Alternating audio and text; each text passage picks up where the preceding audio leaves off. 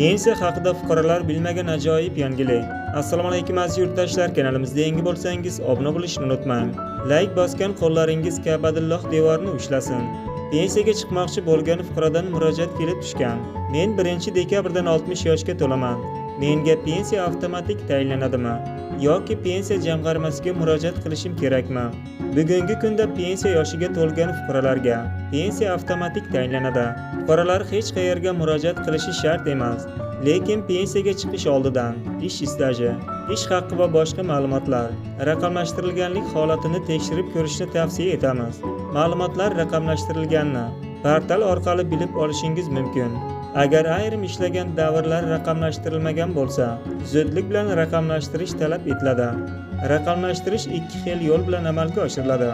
Birinchisi, bugungi kunda ishlayotgan bo'lsangiz, ish joyingizdagi kadrlar bo'limidan mehnat faoliyatingiz to'g'risidagi barcha ma'lumotlarni tizimga kiritib qo'yishlarini talab qiling.